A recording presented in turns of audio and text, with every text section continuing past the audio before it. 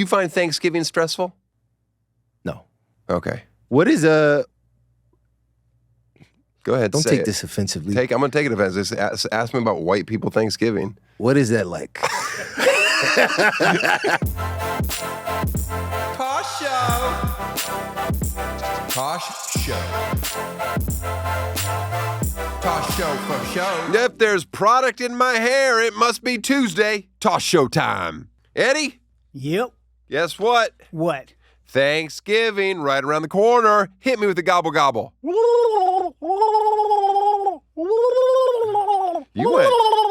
went authentic. Oh, gee. That turkey sounds good.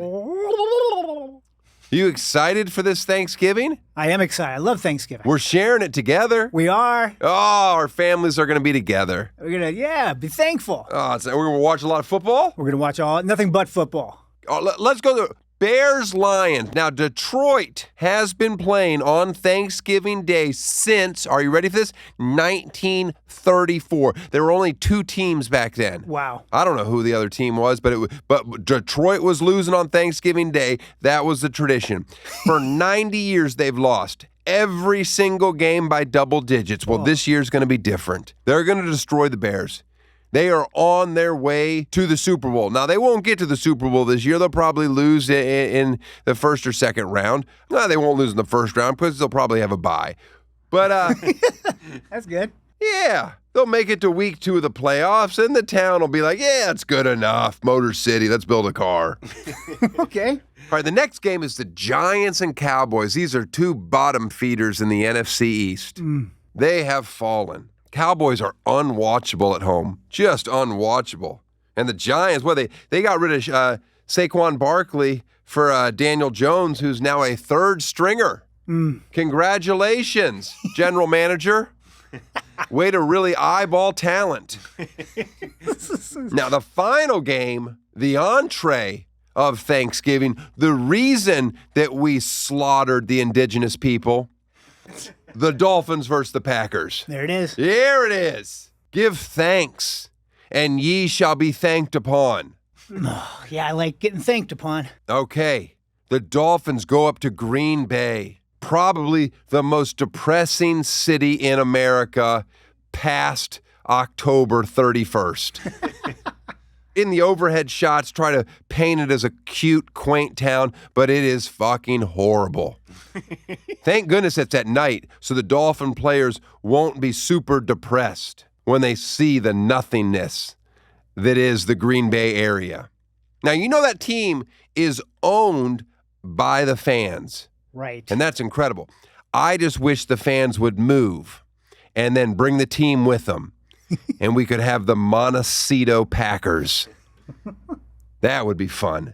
I wonder how many people have to move from the city of Green Bay to bring the team with them. What if it's just 4 or 5 influential families? Right. Like, you know what? We're thinking of getting a timeshare down in Baja. Could we move the Packers to San Jose del Cabo? That would be delightful. Right. No players are going to complain about doing some sweet deep sea fishing, and then getting to play a football game against the Packers down there in San Jose del Cabo. The point is, I need to get the Green Bay Packers out of Green Bay. For a while there, they were like, 2 games a year in Milwaukee. That was always silly.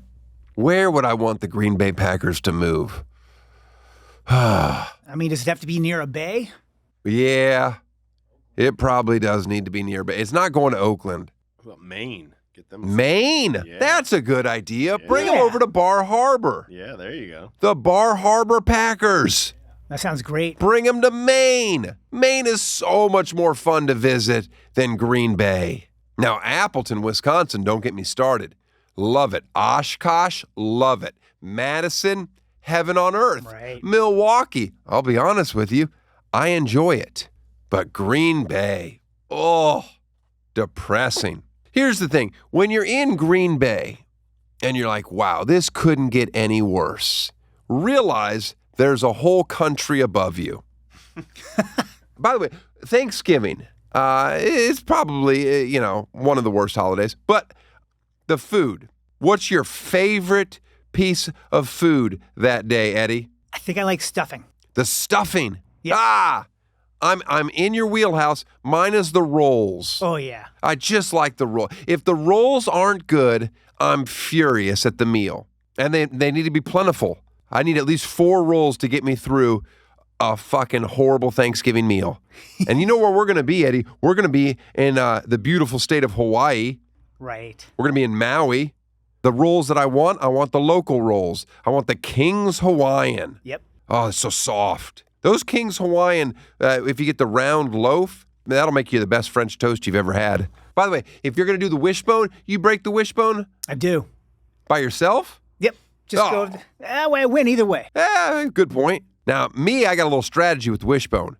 You got to grab up real high. You know, you see the other person pinching the bottom of it, and that's like a sucker. Another thing I'm going to say about Thanksgiving, the sweet potato casserole. If you put marshmallows on it, you might as well sit at the children's table because that's fucking clown food. Nobody wants that. All right, let's get into the show. Today's guest knows everything about football and Thanksgiving dinner. Enjoy. Tosh Show. My guest today is one of those guys who's annoyingly good at everything he tries. His resume includes NFL player, executive producer, cooking show host, and founder of his own company. Please welcome Chef Derrell, a.k.a. Uncle Rel, a.k.a. Relly Crocker. I love that intro. I'm going to steal that. How are you? Well, I'm good. How about yourself? I'm well, thank you. How many people call you Relly Crocker? A couple. But Okay. they only know me from Instagram. Not many. First question, Derrell. Okay. Do you believe in ghosts? Yes. You ever seen a ghost? I felt ghosts. I haven't seen one before. Have you always believed in ghosts, or did something happen and you're like, now I believe? I think gradually over time, you hear the rumors as a child, but then as you grow older, you start to feel them and we're not alone. Can't be. I believe we're alone. Yeah? Well, you're originally from Philly. Yes. You were jumped, Yep. So I, much like the Fresh Prince. just like the Fresh Prince, I actually grew up in Overbrook, where he's from as well. And I went to a school called Lamberton. And one day at lunch, we had this big mound of snow. And we had a snowball fight, and I hit this kid in the face with a snowball. And he was Okay. a part of this gang.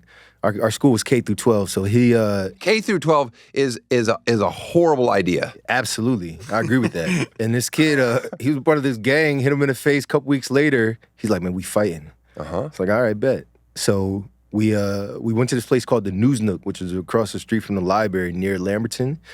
And he was there with all his gang, and everybody's in a circle, and me and him one-on-one, and I whooped his ass. And then all of a And sudden, nobody jumped in? nobody jumped in for a couple minutes. Okay. And then they felt bad for him, I guess, and they came out of everywhere. First, somebody hit me in the back of the head, then somebody came from this way, somebody came from this way. And they stole my book bag with Pokemon cards in it. How many I Pokemon had a cards? book, like a binder of Pokemon cards. I just went to get some Pokemon cards for my kid the other day, literally. Yeah. And they're like, "Oh, we don't sell small packs. We just have this big pack, and it's $80." And I'm like, how it goes. "That is I said, "No, thank you. Yeah. I'm not spending $80 on my kid." That's crazy. All right, wait. What grade were you in during this jump? This Seventh beatdown? grade, man. And I'll what never grade was forget it. he? We were all in 7th grade. Oh, he was in 7th grade too. Well, the about bigger gang was in 11th grade. So the young gang was 7th grade. We were all 7th graders. The big gang was 11th grade. I remember my sister was trying to jump in the fight. She had to be around like 6, 7 at that time. And my friends are holding back my young sister. Long story short, my parents sued. So we got money I love for those this. Pokemon cards. Hopefully at least $80 for the Pokemon cards I had. Fighting's never been my thing. I've always been like, if in school as a child, there was a kid that I could tell he wanted to fight and would instigate with me. And you always hear of like kind of tougher parents saying, "Oh, don't back down." I had parents that are like, "Yeah, you can back down. Just Yeah. don't. Who cares? Just, if you don't want to do it, just like you don't want to Preserve don't yourself. want to get in trouble. Just walk away. It's okay." Yeah. And I did. I always was like, "Hey, I'm not going to fight." That's admirable. Well, it might be. I felt like a pussy quite a bit, but there's worse things It than. worked out.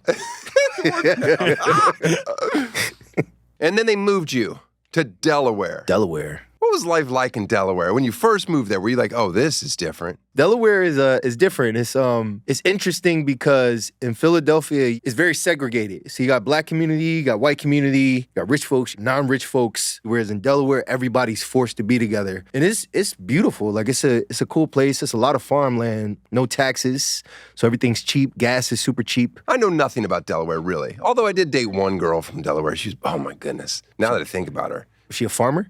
no, And she was from Delaware. no, but she had cystic fibrosis. Oh, okay. That was bad. Okay, I got you. Anyway, it was good times. We met in Philly. Anyway, all right. You were a star athlete in high school. Oh yeah. When did that start? When did you feel like, oh, I'm different. I'm better than the rest of these kids that I'm playing with? At birth. Mm. So my biological father played football at Cheney. I remember as a kid, we would play catch.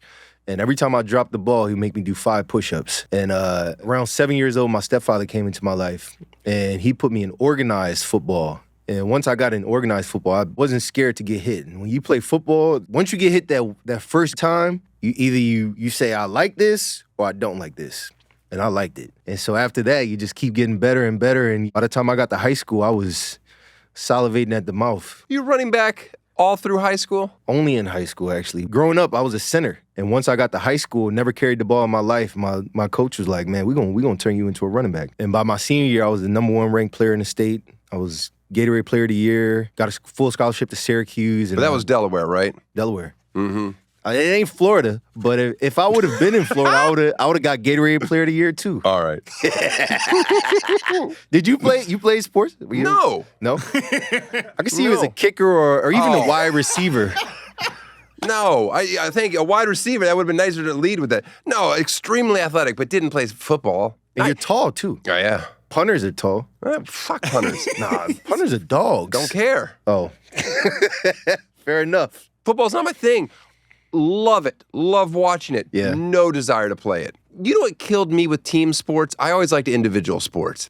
I hated listening to coaches give me the rah-rah thing. Yep. I'm like, yeah, I get it. We need to have more points at the end of the game. Yep. Is that the objective, coach? Got it. Mm-hmm. So I never enjoyed losing because of Somebody else. knuckleheads. Fair enough. Oh, I hated it. Were you a swimmer? I mean, I did surfing. Okay. I competed there a little bit for a while. I like, all those things. I like tennis. Yeah. Now, granted, I live for watching football. Who's your team? The Dolphins. Okay. You think Tua should have walked?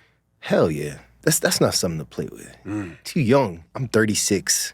I'm pretty sure once I get to like 45, my body will hurt even more. And I didn't play long in the NFL, right?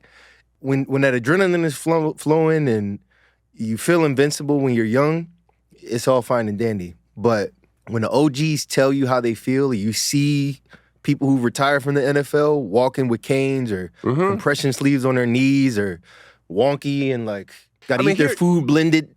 Like it's different. That's a different experience, man. You gotta listen. Syracuse, is it considered prestigious among safety schools? Among safety schools, what does that mean?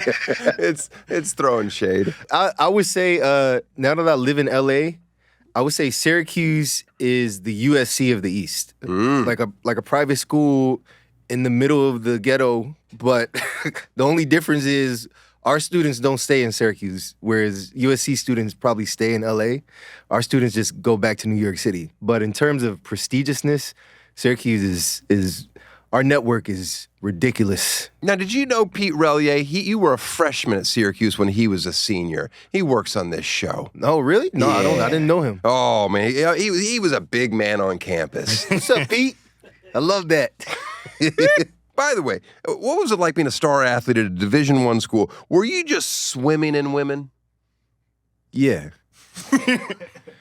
Did you cook a lot in your kitchen on South Campus? Yes, I would actually cook for my teammates. I remember there was one time we cooked for some lady friends that came over. I'd never fried chicken. It's a mess. It's a mess. But if you put the heat too high, it'll give the illusion that it's done when it's not. Oh, no. So this chicken, I fried it. It came out perfect golden brown. And when they went to bite into it, everybody got salmonella.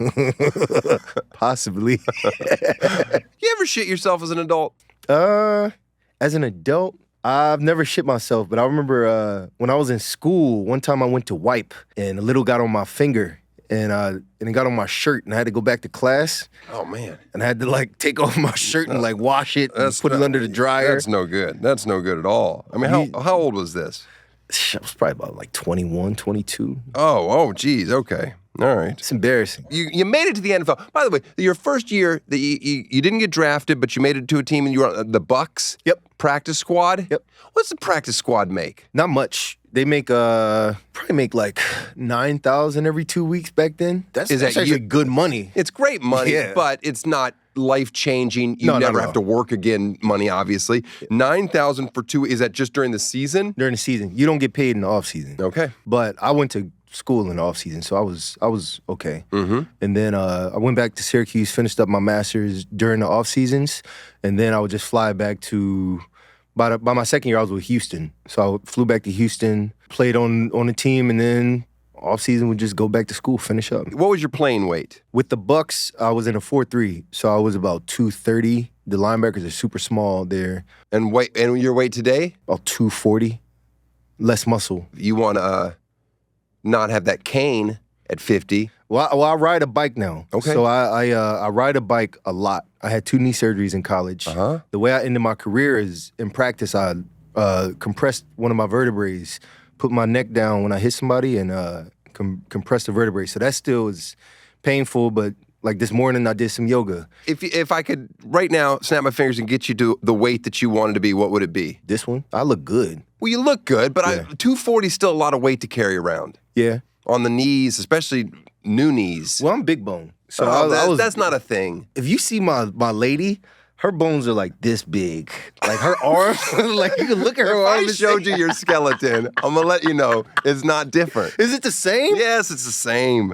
I don't believe that. I would have to see this. I would have to see this. 'Cause I feel my bone. That's a bone.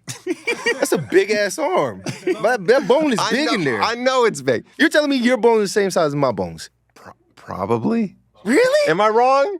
I'm looking at it. Any scientists? It's not that different. I'm seeing big boned is a thing. Big bone is a thing. See? Yeah, so it's not a medical term, but it's just a thing. People have bigger bones sometimes. People have bigger Okay, bones. but is it like drastically bigger? Whatever. If you see my lady in me, my bones are much bigger. Okay, than well hers. that's male female. Maybe it's I'm maybe male to male. maybe male. Maybe. How brutal is the NFL? Describe what it feels like when you're just going against another top athlete, just collisions. What does that feel like? NFL is brutal, but everybody there is prepared for that. The NFL is the best professionals in the world. And so a hit, it's a hit, but it's a perfect form hit. And everybody practices perfect form. They practice coming in, being in the right position. And so it's not necessarily painful. Yes, it is painful because just by nature, a hit is painful. Mm-hmm. But as a professional, you know how to do it the right way. You know how to take a hit the right way.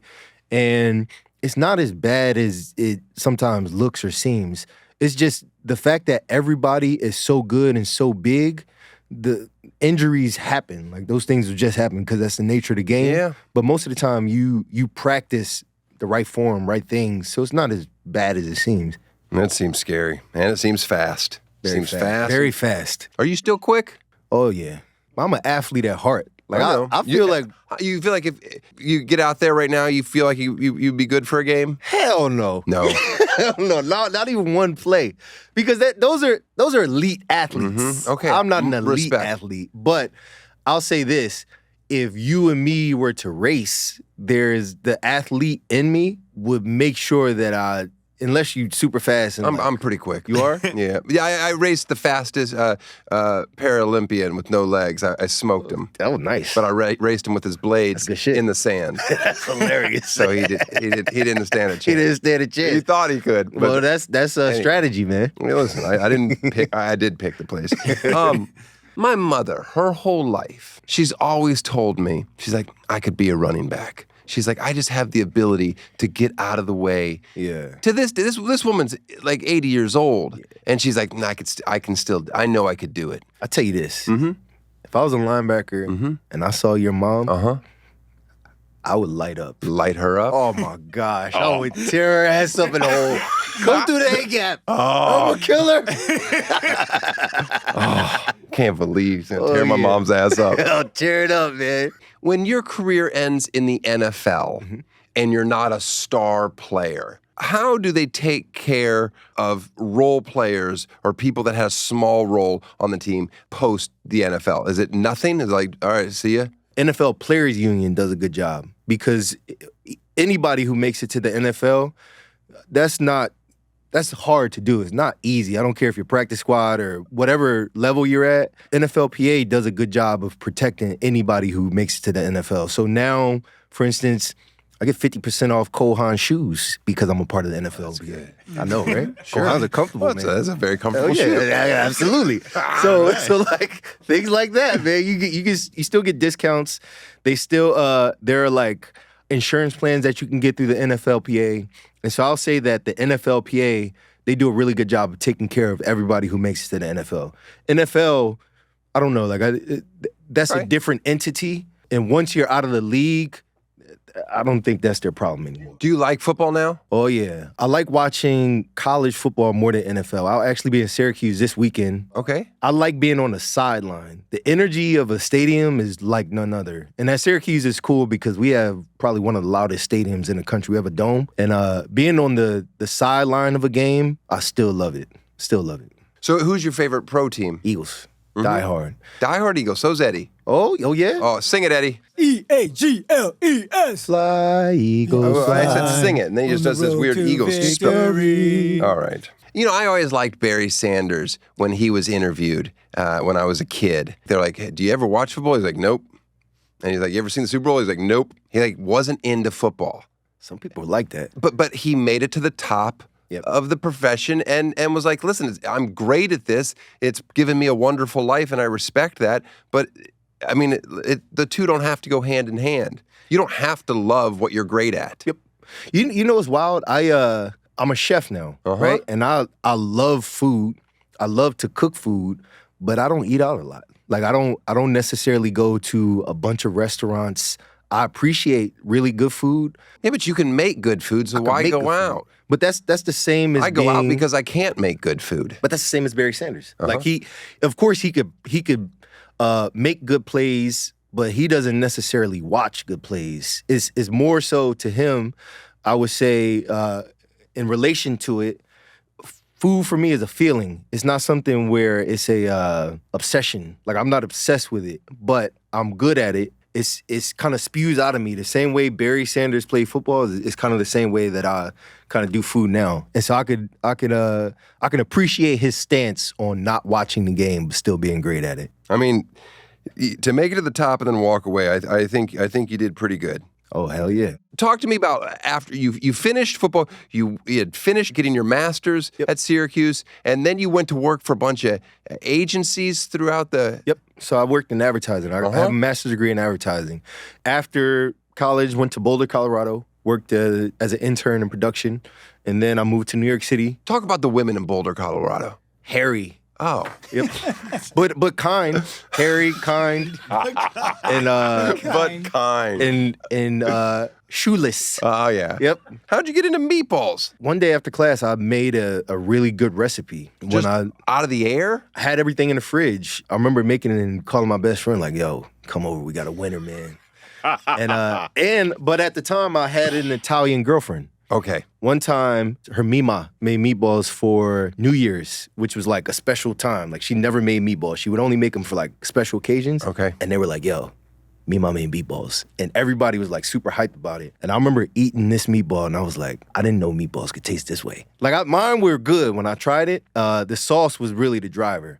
But when I tasted that meatball, I knew the potential of a meatball. And after that, I became obsessed with meatballs. And over time, I practiced it so much and I got so good at it that I would bring it in to my coworkers. I knew it was good. Where were you working at the time? I was in New York City at an agency called 360i. And my boss, there was a competition coming up, meatball competition coming up. And she was like, yo, these meatballs you bring in, you should enter them in this competition. And I did, and I won. And That's pretty great. started the company and also bought you a little gift. We started the Meatballs based on the it's for the fridge. That's grandma. That's your grandma? That is it's based on the women in my family, yeah. Okay. So the idea is that whenever you eat my food, it makes you feel as though grandma made it. Meatballs. It matches the colors. I'll be honest with you. I don't have a fridge. It's cladded in the wood, the same as the cabinets. Oh, no, that's cool. Yeah, it's nice. I believe it. Yeah, that's cool. Thank you very much. You're very welcome, man. All right, no one in here ever brings anything in other than a receipt, to be like reimbursed. That's hilarious. So how did you transition from making these, people enjoying it, winning winning the contest where you're like, okay, I can make this my full-time job, being a chef? Not necessarily. When I won the competition, I still had a job. Right. But I knew that if these people liked it, all we need is more people to taste it, and more people would like it. You did a pop-up while you were still working, and we're pumping out thousands. Yeah. So I worked in advertising, but then on the weekends there was something called Smorgasburg. Have you heard I've of heard of it. So Smorgasburg, LA versus Smorgasburg, Brooklyn, two totally different experiences. At that time, I would say it was probably harder to get into Smorgasburg than it was to get into Harvard. Like, this thing was very competitive, 10,000 people per day, every single weekend. And meanwhile, when I started making meatballs, I'd only made meatballs for maybe like 10 people. Here we are, like, making meatballs for thousands of people every weekend. How many people did you have to help you? 2. I had my girlfriend at the time, and then my sister would come up from Delaware and help me roll meatballs. And I had 4 roommates. She's always had your back. Always had my back. Since 6 years old, trying to jump and scrap. That's a fact, man. Shout out to my sister, Deshante. Did you have the oven space for this? No. But if you really want something, you make it work. I know. I always just appreciate people with that type of drive. Yeah. I guess I had drive at some point in my life. I just don't remember. I grew up watching Tosh.0. I remember that show. Right? Like as an artist, whatever your form of art is or whatever your form of expression is, you figure out ways to just to do it. I don't know if before Tosh.0, I don't know if you were getting like big ass checks, but it was probably days where you were like poor or like, damn, I don't know how I'm gonna pay rent, but fuck it, I'm still gonna put out this piece of art because people want it and it's a form of expression that I have to get out. I can't explain why I have to get it out, but I have to get it out. And for me, I feel as though meatballs was that thing. It sounds crazy, but I knew I was really good at it, and I knew from this competition I was the best at it, at least in my region. And so I did what I had to do. And now I could look back at it and say, like, that was crazy. Like, I would never do it again now. But in the moment when you have to do something, that was what it was. I had to get my food out to the masses, and we did some crazy shit to get to it, but I did it. You ever had IKEA's meatballs? They're tasty. Are they good? They are. I'll be honest, I know about them just because of pop culture, but I don't know if I've ever had IKEA's meatballs. They're good. With the mashed potatoes, gravy, and I think it's lingonberry. That shit is delicious. And they're like $1 for like 20. They're tasty, man. Oh, what are they doing over there at IKEA? Are your meatballs in stores? No, not yet. Okay, is that a plan? Potentially in the future. You'd be okay with that? Oh, yeah. You're not like, no, I want to do it this whatever version, smaller. No. So how'd you land a cooking show on Tastemade? Your career is fascinating. After Meatballs, Smorgasburg, I was let go from that job, so they made it easy to do it full time. That was April 2017, and Bed Bath Beyond in Sunset Park, because they had opened up a studio kitchen, first of its kind in America, and their resident chef had retired. Before that, they had me come in, do a demonstration to demo the meatballs. They liked it. They liked my personality. And so they brought me back to take over his job as resident chef at Bed Bath Beyond Sunset Park. This is not like, not every Bed Bath & Beyond has this. There's only one. Only one. Yep. There's like a full working kitchen. You can come in and just see somebody. Yep. And they're filming this. They have cameras. They have everything. Whole audience, live audience. And I would cook the food and they would film it. And I own the content. A friend of mine who was at Tastemade saw it, passed it on to their team. They reached out to me, came out here, did some content with them.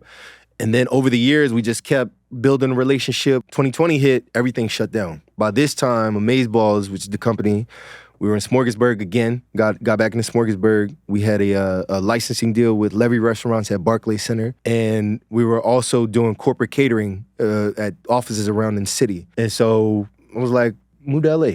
Why not? I want to get out of Brooklyn. It's tight here. Everything's shut down. When I moved to LA, I had a shoot with Tastemade. During lunch, they were like, yo, we want to offer you a TV show. I was like, all right, cool. I like that.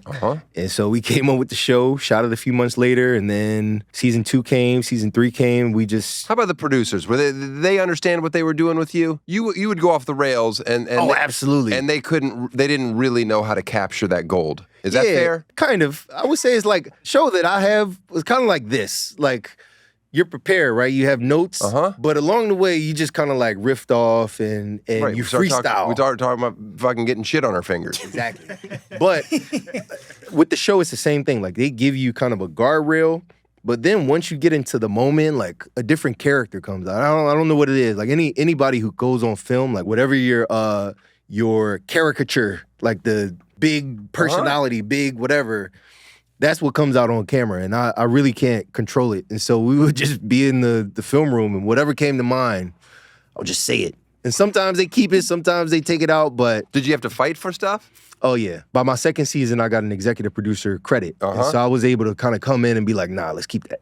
Your catchphrases were unlike anything I've ever heard on a cooking program. It included, my God, I'm going to tear your ass up. Ow. And that's the stuff. That's it, man. You can't have a catchphrase, I'm going to tear your ass up. Yeah, that's so, man. It's instinctual, too. I love it. Most of the time you eat, you want to say it, but you never hear people on TV say those stuff. Most of the time you see a cooking show like, hi, y'all. We're here to make some cornbread. But in my TV show, like, I'd rather just give you my real personality versus giving you the standard cooking show template. Tell it how it is, man. Tear that ass up. Ow. You find Thanksgiving stressful? No. You cook? Sometimes. You have like a special way you do the turkey or no? I brine my turkeys, and then I do low and slow, and then the final hour I'll put a little salt on the crust, on the skin, to crisp it up, turn up the heat, and then you come on nice and brown. I don't do any of it. Crispy. That sounds good. Yeah? That sounds good. I like a traditional Thanksgiving meal, but I have no desire to do it. What is Go ahead, Don't say take it. this offensively. I'm going to take it offensively. Ask me about white people Thanksgiving. What is that like? Do you have like candy yams or is it pumpkin? I fucking hate pumpkin almost of any kind. Okay. I don't even like pumpkin pie. It is disgusting. Same. No, all the tradition, the green bean casserole with the fried onions on top of the cream of mushroom soup inside of it, the mashed potatoes and gravy, the yams, all of that stuff, the sweet potatoes, we'll do all that. Get a little individual crock pot of the sweet potatoes. I like that.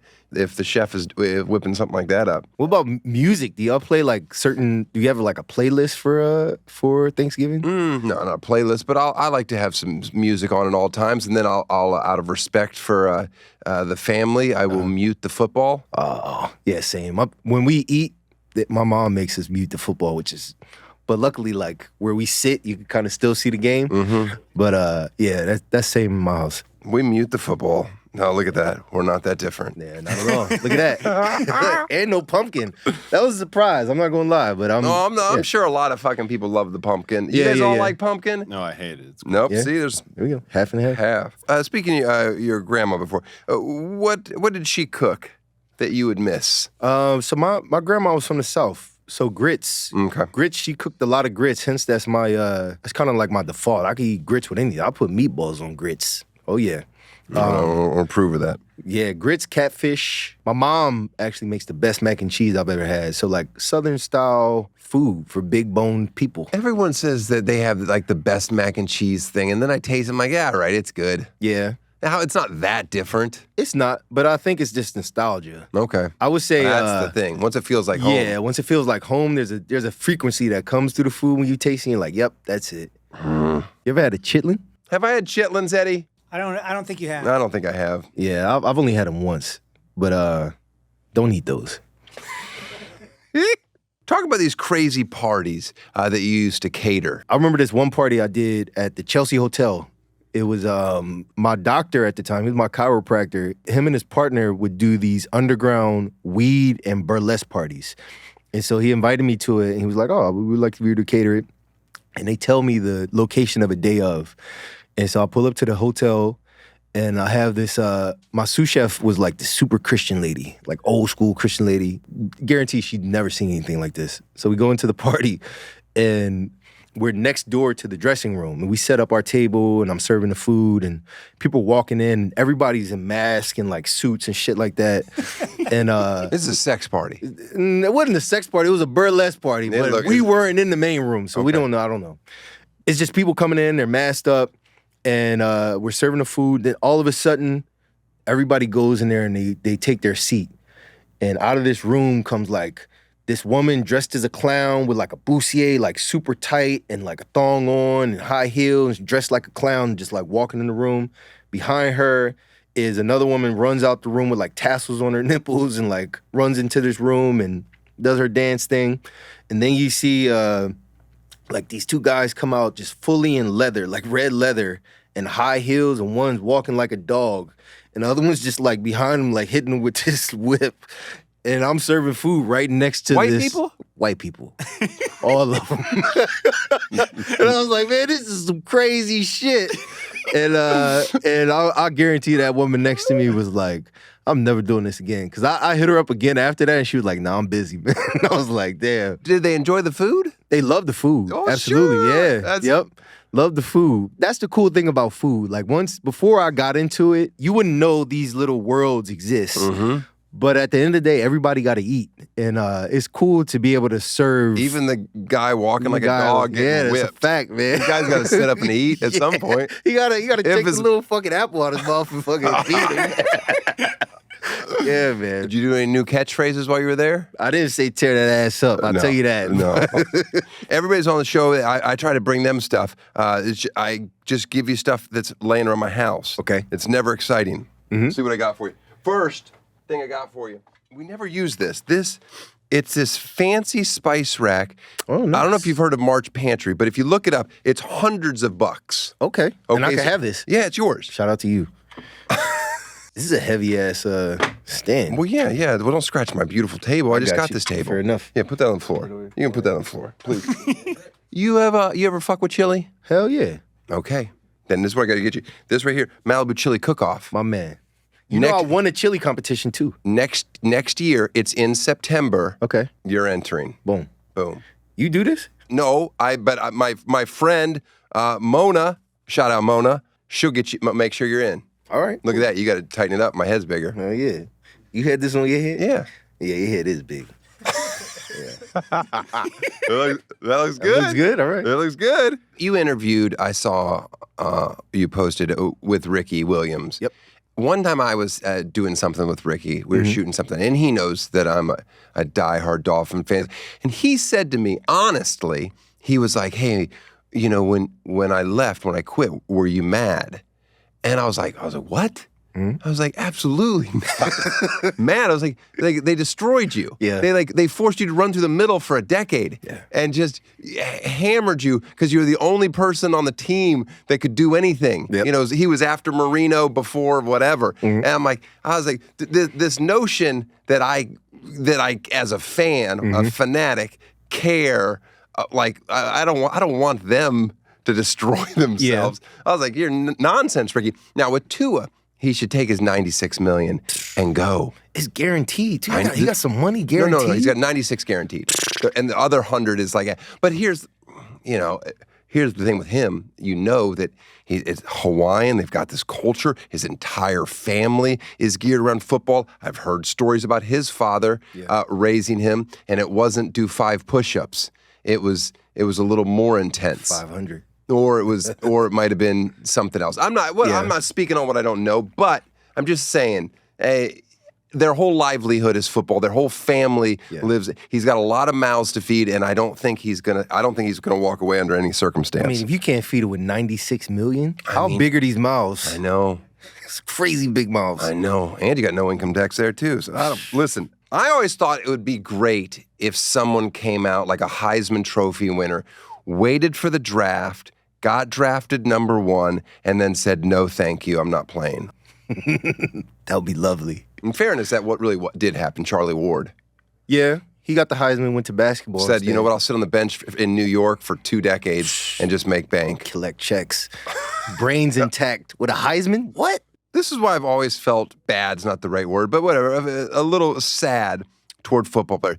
Whenever you play your last football game, whether it's high school or college or pros, that's it. You rarely, it's one of the, nobody's has a fun pickup game of tackle football. You're done for the rest of your life. Yeah, unless it's Thanksgiving. Right, but it's not. It's still not. I mean, you go all out still. No, hell no. Of course not. Yeah. That'd be the scariest Thanksgiving. I just, I've always been grateful, like the comedy, where it's like, oh, I can do this till I'm an old man if I want to. I think it's great that while you made it to the mountaintop, you're like, I found something else. Cycling. Meatballs. Yeah. All right. Oh, meatballs, yeah. Fuck cycling. Yeah.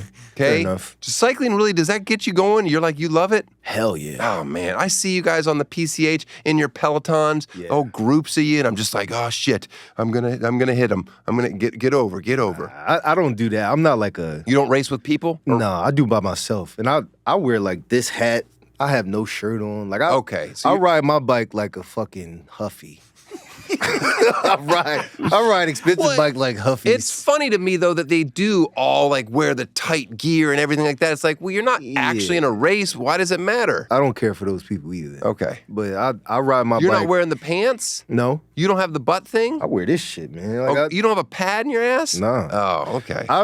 That's really... I wouldn't say I'm a cyclist. I like to ride bikes. I like to ride my bike because it's my form of meditation versus it being like I'm going to this destination and trying to be a douche and take over a lane. I like to be in a cut. I'll ride on the beach, not near cars, and especially in LA. These people drive crazy. Well, we got text to send out. That's a fact. Today the lady was sending the text right next to me. But yeah, I hit a guy on a bike once when I was first moved to LA. He was riding and I wasn't going fast, but I turned into a gas station and he was going straight. And I clipped him, knocked him off the bike, and he was he probably was unhoused. Yeah. He jumped off his bike, looked at me, and just goes, and got on his bike and rode away. I was like, oh, Jesus. This place is That's terrifying. hilarious. A monster. If you could play a different professional sport, not one that you're necessarily good at, but what would be like, that would be a pretty fun professional sport to be. Baseball, man, that check. What? And I'm built like a baseball player. I look like Stanton. Like we have the same build. And by the way, and they can 45, doesn't bother them. They'll fucking go out there and still keep swinging it. Hell yeah, man, I could do that shit. All right, so baseball, that would be your... That would be the one. And I love to swim. So I love swimming. Yeah, but there's no money in swim. That's the opposite of what you're saying for baseball. Swimming is like, there's no money. Well, I would probably do like The Olympics. Not the Olympics. What's the decathlon? One of those athlons. I don't know. Where you run, swim, and bike. Yeah. That one. I would like to do that. Well, you can do a triathlon this week. There we go. You want to do that? I would love to do that. Would you? But I think the thing is when you're an athlete, you're born that way. Like I can't help but be a competitor in everything. Like if I have children, I will never let my children win at anything until they actually can. Even then, I'll fucking break a hip trying to beat them. That's big talk until you have that kid, and then you want to see their face light up. No, I'm gonna see them mad as fuck. But come on, run at me. You gonna have children? Yeah, but hopefully soon. Yeah, Hopefully soon? I mean, we practicing, man. I'm shooting that shot. I'm Steph Curry, boy. Yeah. You thank God after each shot? Amen. Amen. Good for you. I'm not shooting my shot anymore.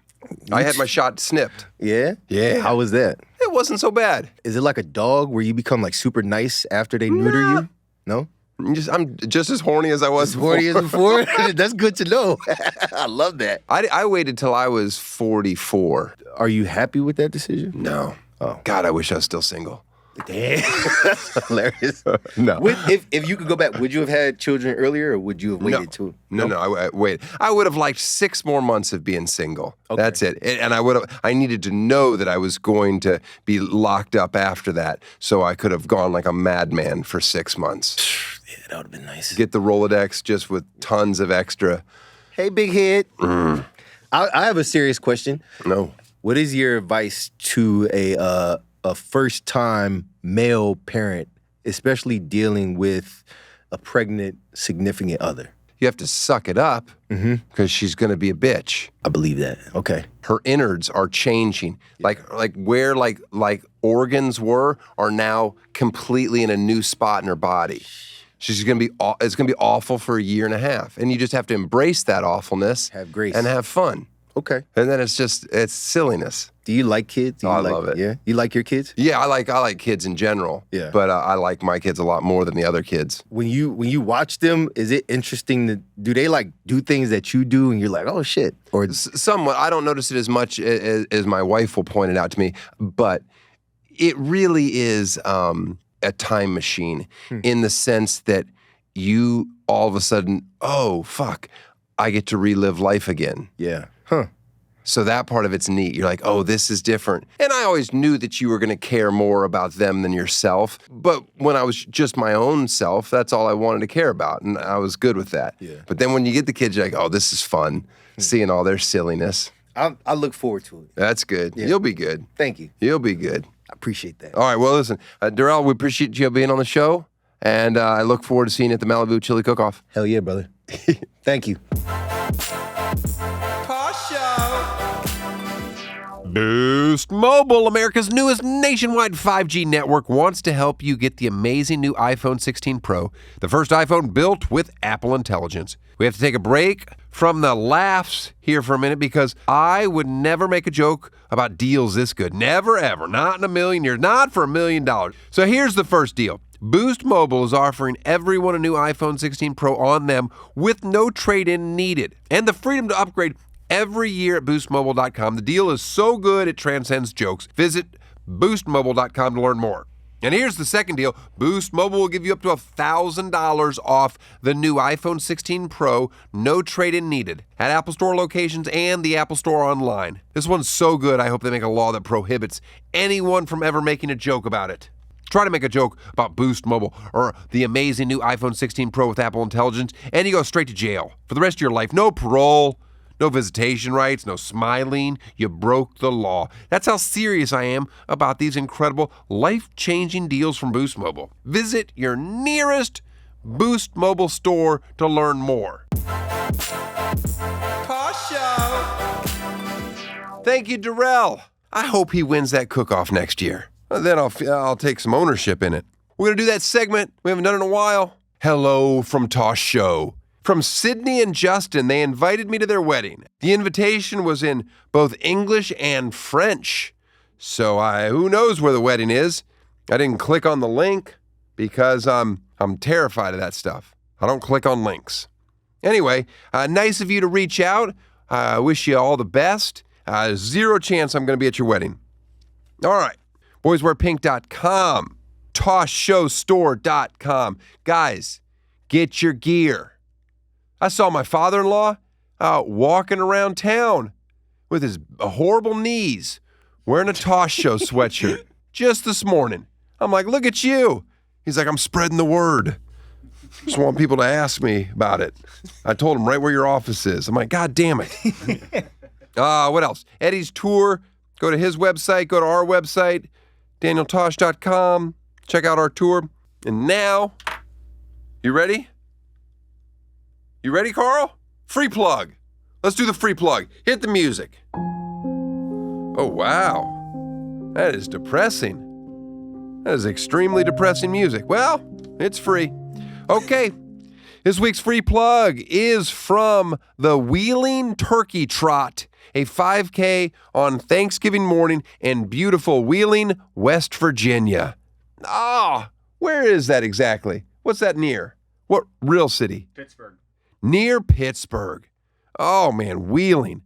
Join us Thanksgiving Day at the Alma Grace McDowell Center. located on the beautiful Wheeling University campus. The event kicks off at 8:30 a.m.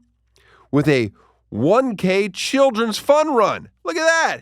I've never been involved in a 1K. Yeah. You get a shirt for that? Do you have to wrap up in aluminum foil at the end of a 1K? Yeah. For a kid, yeah. All right, then the 5K run and walk begins at 9 a.m. sharp. You think they let the walkers go out in front? No, they make the runners go in front, but they should do it the opposite way so that the walkers are getting passed. It's scary. Today is the last day for virtual sign-up, which is $35 plus a $4.60 processing fee. Or you can just come with a sweaty wad of cash on race day, I'm guessing. All proceeds benefit the Wheeling Parks and Rec. Yeah, so get yourself out there, burn off some calories before you sit down and gorge yourself while your uncle rattles off some light hate speech. Yeah, I don't know what you guys do. We all have traditions. Anyway, happy Thanksgiving. See you next week. Eddie, do the gobble gobble again. Tosh Show. Tosh Show. Tosh Show for show.